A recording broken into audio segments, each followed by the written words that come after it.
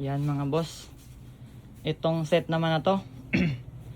Ito yung set na pang-convert sa mga underbone o kahit sa anumang motor kung hindi DT. So ganito yung set na bibigay natin. Kasama na yung tipos butterfly.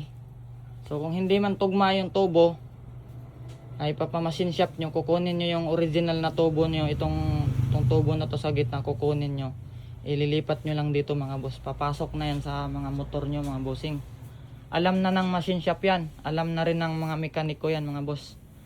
Yan, isang set pang convert sa underbone o kahit sa anumang motor. Ito yung set na may kasamang tipos butterfly at saka handlebar. Kasama yung mga bearing. Yan, kasama yung mga yan. Pati mga susian. Yan mga boss. Isang set po yan. Kasama na yung holder dito sa yan o. Isang set. Kasama yung holder sa hose. Yan. Kasama yung isang pares ng front fork. Makinis. Maayos yung mga inner tube. Yan mga bossing. Kasama yung hub. May mga bearing. May oil seal. At saka merong rotor disc.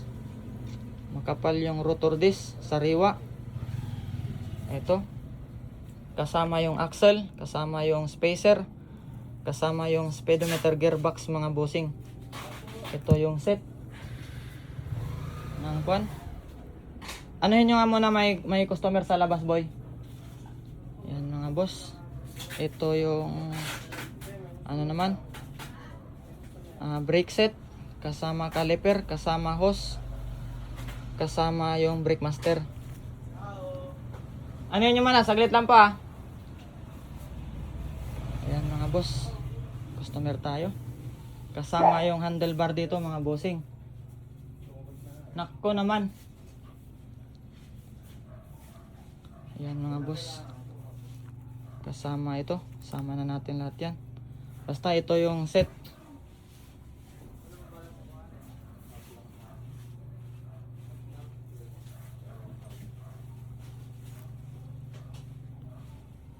Ayan, kasama yung hub.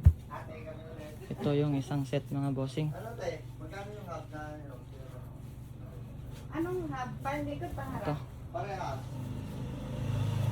Okay, bye-bye. Kahapon na panood ko yung live nyo Thank you po sa mga manood ng video na to. I-share nyo to sa mga naghahanap ng front fork set. Okay mga bossing, bye-bye.